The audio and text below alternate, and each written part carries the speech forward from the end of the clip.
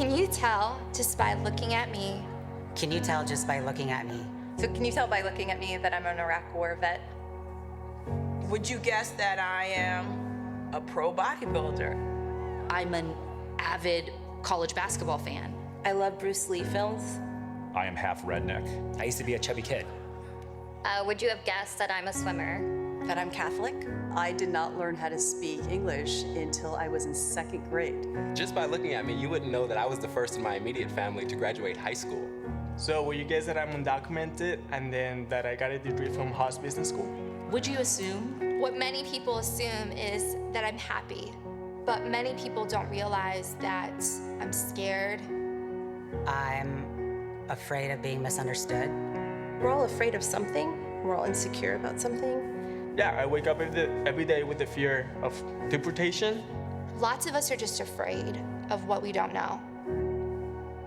Don't assume, ask what you don't know. You don't know about Islam? Ask me questions. Won't offend me. And if you ask me, I'm Filipino. I'm Apache and Comanche. I'm very much proud of my spirituality. I am a she. I am a he. I'm straight. I'm a lesbian. I am a husband. I am trans. I am a 3-time cancer survivor. I'm Mexican Chinese. I'm gay. I am a proud Muslim. I am an ally. I am an ally. Not only am I an ally, I'm a champion. My truth does not have to be someone else's truth, but they are still true. So we're asking you to tell us who you are. Be seen and be recognized. Be part of a more diverse and more inclusive culture. Help us move forward together. Because together, we are Salesforce. Juntos somos Salesforce. We are Ohana. And Salesforce welcomes all. Can I hug you? Okay.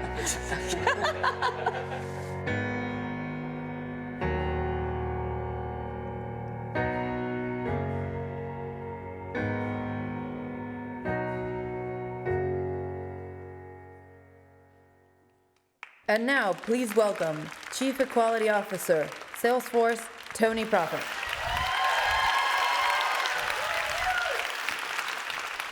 Oh, thank you. Thank you.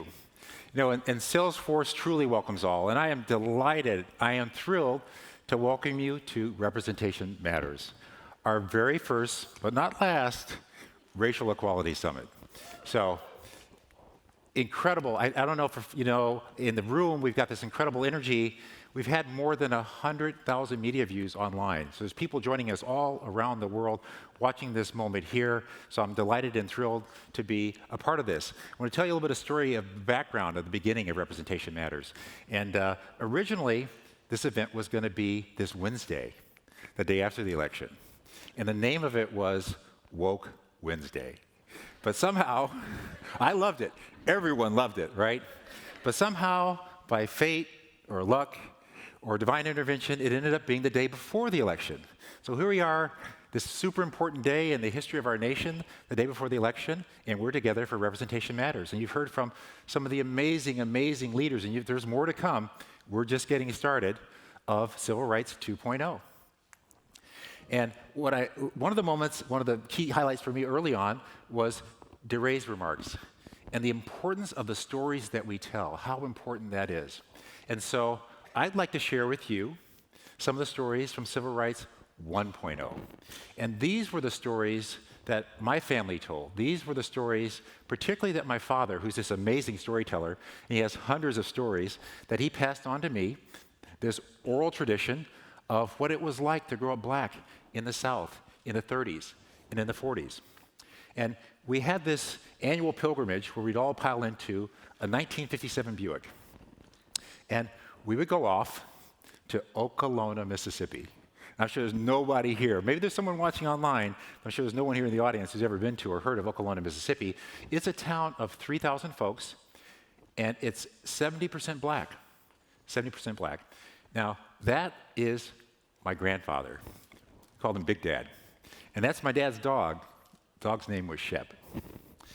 And we'd go and spend time with my grandfather and my grandmother, and my dad would tell stories along the way about the history of growing up. And the stories that he would tell about my grandfather were about my grandfather's fighting for his rights. And he told this story where my grandfather would go to the courthouse every election day, and he'd try to vote.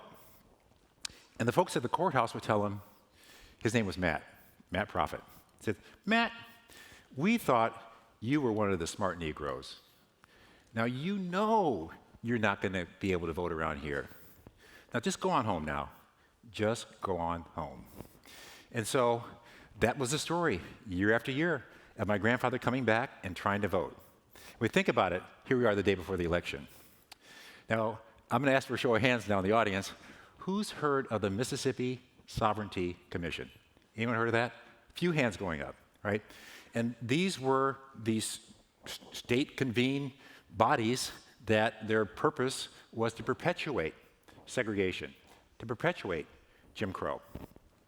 And so in 1998, there was a landmark decision in the courts of Mississippi that unsealed the documents from the Mississippi Sovereignty Commission. 124,000 documents. And so my family of late has become very interested in our history and trying to understand just the genesis of what was happening at that time, the genesis of our family history, and what particularly my grandfather was doing at the time. And we came across this document from July 1960. I was alive at this time. And obviously won't go through all of it, but the essence of it was the Sovereignty Commission made these observations. They're noticing a difference in the attitude of Negroes, particularly young Negroes. They appear better informed about their rights. And they believe Matt Prophet, a painter, was probably a member of the NAACP. And so this is this amazing, divisive cauldron of segregation and discrimination that was happening, particularly in the South, other parts of the United States, but particularly in the South. And into this vacuum, a group of leaders arose. And one of the most significant leaders, if not the most significant leader, was Rosa Parks. And Rosa rose up, and she didn't stand up, she sat down. She sat down in the front of that bus in around 1955 and began this bus boycott in Montgomery, Alabama. And that literally changed everything. Now, halfway across the nation, another group of activists was standing up. This one, Dolores Huerta, standing for the rights of the Latinx community here in California, of immigrants, of agricultural workers. And so you saw these two converging movements, and progress was made. One important element of progress was the Voter Right Act. And that Voters' Right Act was signed in 1965. 1965, there you can see President Johnson, Martin Luther King, who took up the mantle of leadership of this movement, this momentous. It didn't change everything, because as we know today, those obstacles are still there. They are still real. But for my family, it's part of the story. It changed a lot. So my dad, who's got these stories, another one of his story is he's fighting and serving this nation in Vietnam. And one of the big days when you're on the battlefield, back in the day before technology, was you'd get a letter from home. And this letter came. And the letter was from his dad, Matt, and he's Matt also. And the letter begins, Junior, today was the happiest day of my life. This is 1966. Today, I got to vote for the very first time in his life, he actually got to vote.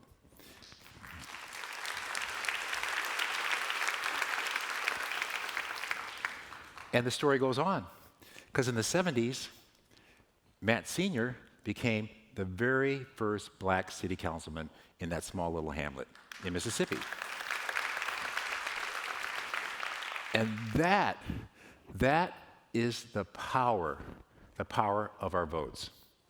That's the difference from a black man told to go on home to a black man serving in the city council of that very same city where he couldn't even vote. Now, there's more work to be done, for sure. There's absolutely more work to be done.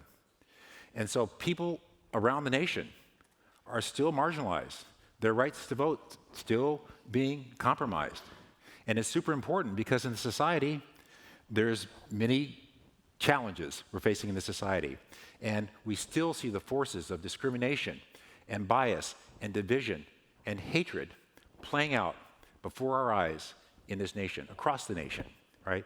We saw it in 2017 in Charlottesville, Virginia.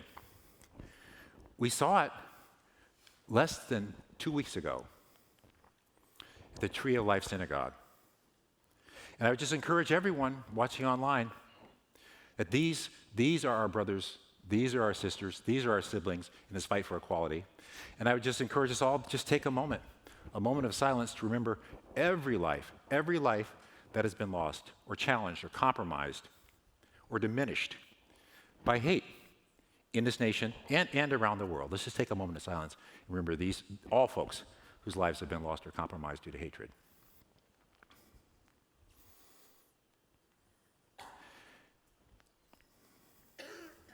So the question here at Salesforce, and I would really propose the question that all of us should be asking ourselves in the tech industry, in all industries.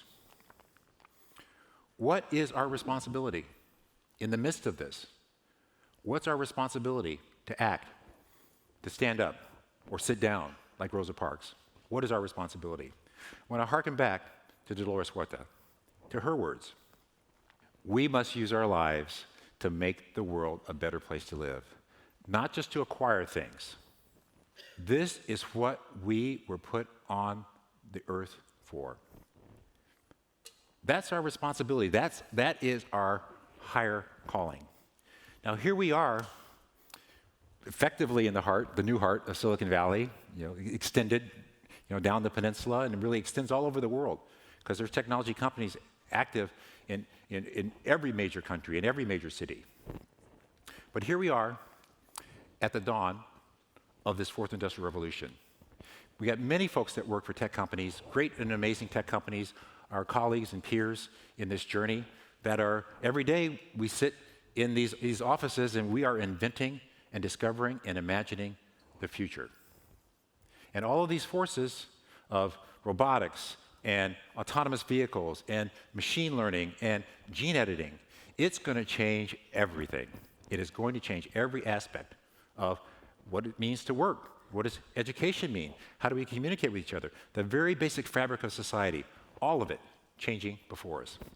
And the challenge and question really is, are we making a more equal world through this fourth industrial revolution, or are we making a less equal world? What sort of world are we creating for this next generation of leaders? And I love this particular photo. There on the left, earlier you saw Leah McGowan hair. That's Leah's daughter. That's Simone.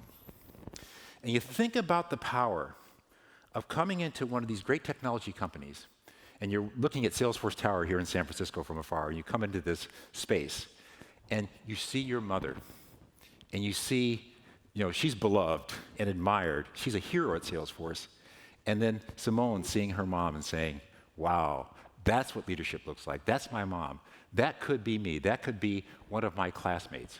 That's super, super powerful. The important power of representation and seeing yourself, being able to see yourself in the leadership, in the folks that are driving and creating and crafting and changing the future.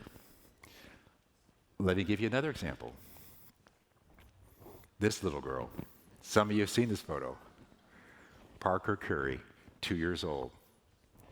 And here, the power of one image and looking up and being able somehow to see herself in this incredible, iconic leader, our First Lady, Michelle Obama, and saying, you can just imagine, you can just put yourself in her shoes, you can imagine what she's thinking. And then, just last week, Halloween rolls around. Who do you think Parker Curry wanted to be for Halloween? Right.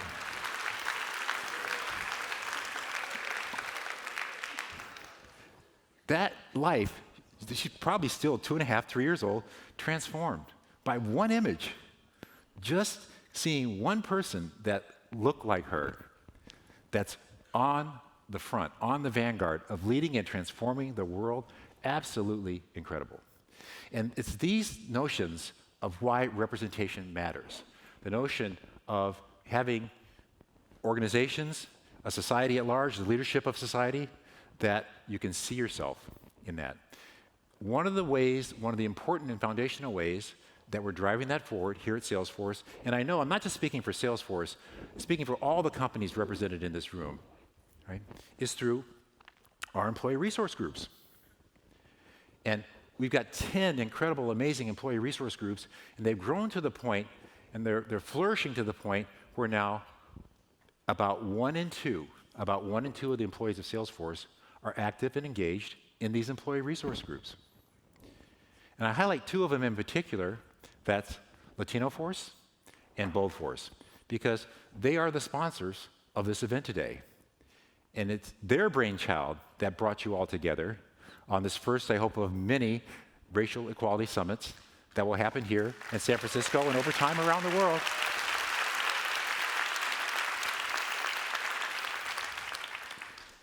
And this is how we build community. This is how we build families. And you think about it, in any family, just like I shared my view from my family, one of the important elements of a family is having shared memories. And one of the beautiful things that these employee resource groups do is they create shared memories. And I'll give you an example of just one. And that's the Mlk March. It should be familiar to many folks in the room here in San Francisco. Now, in 2017, I'm speaking just for Salesforce now, at the Mlk March, we had about 100 people show up. We thought it was incredible. 100 folks showed up, most of them black. And then we thought about how you build movements and the notion of intersectionality and the need for pulling in allies. And this concept of allies has been, for the last 12 to 18 months, has been core at Salesforce to how we think about taking this movement to the next stage so that everyone can see themselves, even if they're not precisely represented in the identity that's being celebrated or honored or remembered on that day. Now, one of the incredible things about being an ally, and super important things about being an ally, is it doesn't necessarily mean you agree. When I ask you to be my ally, it doesn't mean we're going to agree on every single issue, every single lifestyle choice. It doesn't mean you're going to have to change your political affiliation or your religious beliefs. It just simply means in that moment, I am your sibling, I am your sister, I am your brother. And I'm asking you to come with me on a journey of learning and expanding your empathy and your aperture to learn more about what it means to walk in my shoes. And so we've offered that call. We offered that call around MLK. And so in 2018, from Salesforce, 1,100 people showed up. But not just Salesforce, because we had a convening at the Giant Stadium before, and we had 2,500 folks there from many, many companies that are represented in the room. I just want to thank and congratulate, and it's just the beginning. We hope to have, a greater outpouring of support and allyship this year. So I just want to thank and congratulate and show my appreciation and applaud all of you for showing up as allies. For us, it was 1,100 people, most of them not black. And so that notion of building a broader circle, of inviting in your allies, is an important next step on this journey into Civil Rights 2.0. And so I'd like to close just by sharing with you a brief family video from some of the recent events we've had here at Salesforce, from some of the voices of Civil Rights 2.0. So I close with this. This is a seminal Civil Rights 2.0, what are you doing every single day moment. This is it. There is a lot of responsibility with that word activism, whether you have a voice or not. Either you talk about it or you be about it and you do about it. I don't care how you fight until your voice is heard. You have a voice. If you did not have a voice, you wouldn't be here. When we see something that is not right, not fair, not just, we have a moral obligation to speak up and speak out and do something about it. We stand against the hatred. We stand against the violence. Even in the darkest hour, we saw the healing power of love to light a path forward to an age of equality. We made a decision to march in an orderly fashion from Selma to Montgomery. But last year, I had the honor to go back to Selma, and it was my honor to introduce President Barack Obama. So when people tell me nothing has changed, I feel like saying, come and walk in my shoes, and I will show you change.